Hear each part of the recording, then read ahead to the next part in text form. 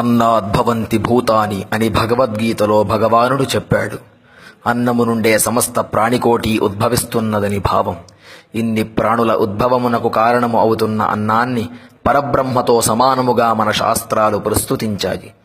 అటువంటి అన్నమును దానం చేస్తే వచ్చే పుణ్యము ఎటువంటిదో వేరే చెప్పనక్కర్లేదు. దానాల్లోకెల్లా అన్నదానం మిన్న అని సనాతన ధర్మం చెబుతున్నది.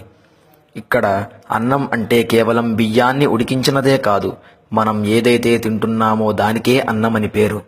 ఆ అన్నం పరబ్రహ్మస్వరూపమని, అన్నాన్ని వృధా చేయరాదని, అన్నాన్ని నిందించరాదని వేదం చెబుతున్నది. ఒక్కరోజు పెట్టిన ఫలహారమే రెండవ రోజు మళ్లీ చేస్తే రోజూ ఇదేనా అని చిరాకు పడే పిల్లల్ని మనం చూస్తూనే ఉన్నాం. కానీ ఆ ఫలహారమే వారానికి ఒకసారి తిన్నా చాలనుకునే కుటుంబాలు లక్షల్లో ఉన్నాయి. అన్నం విలువ తెలియని వారు భవనాల్లోనూ, అన్నం గురించి ప్రాధేయపడేవారు మురికివాడల్లోనూ కనిపిస్తారు. రుచి బాగా లేదని అన్నాన్ని పారవేసేవారు యావత్ ప్రపంచంలో 90 కోట్ల మంది ఒక్క పూట తిండితోనే సరిపెడుతున్నారని గుర్తుంచుకోండి. అటువంటి అన్నం యొక్క పవిత్రతను చాటి చెప్పేవే ఈ మంత్రాలు.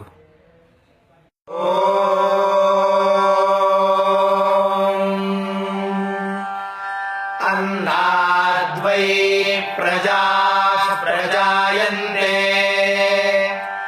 యాః కాశ్చ పృథివీగశ్రితాః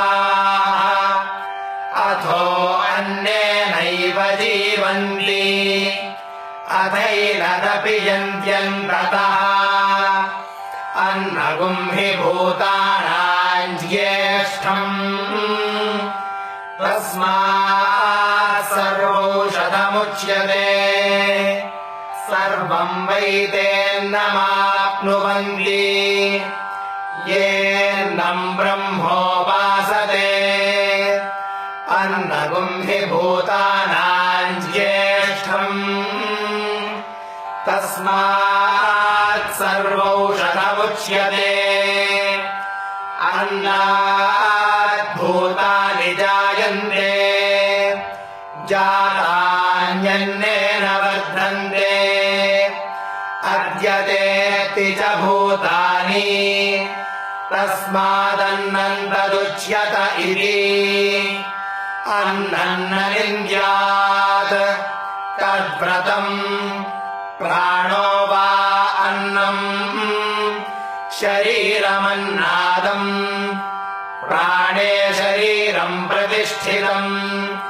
శరీరే ప్రాణః ప్రతిష్ఠితః తదేతదన్నమన్నే ప్రతిష్ఠితం స య ఏతదన్నమన్నే ప్రతిష్ఠితం వేద ప్రతితిష్ఠతి అన్నవానన్నాదో భవతి మహాన్ భవతి ప్రజయా పశుభిర్బ్రహ్మవర్చసేన మహాన్ కీర్త్యా అన్నన్న పరిరక్షీత తద్వ్రతం ఆపో వా అన్నం జ్యోతిరన్నాదం అప్సు జ్యోతిః ప్రతిష్ఠితం జ్యోతిష్యాపః ప్రతిష్ఠితాః తదేతదన్నమన్నే ప్రతిష్ఠితం స య ఏతదన్నమన్నే ప్రతిష్ఠితం వేద ప్రతితిష్ఠతి అన్నవానన్నాదో భవతి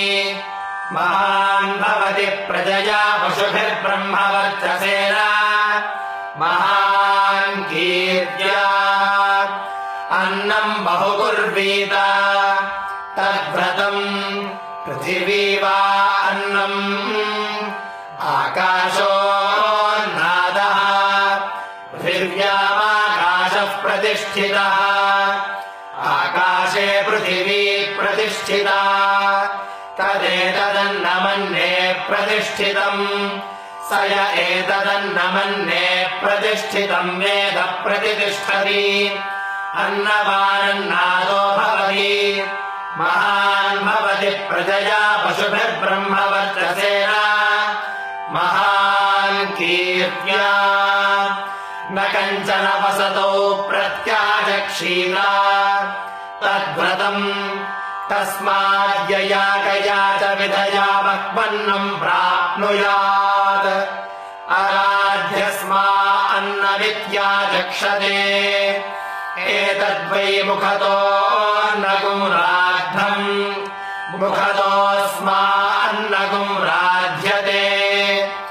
एतद्वै मध्यतोऽन्नगुं राद्धम् मध्यतोऽस्मान्नगुं राध्यते एतद्वा अन्ततोऽन्नगुं राद्धम् अन्ततोऽस्मान्नगुं राध्यते य एवं वेद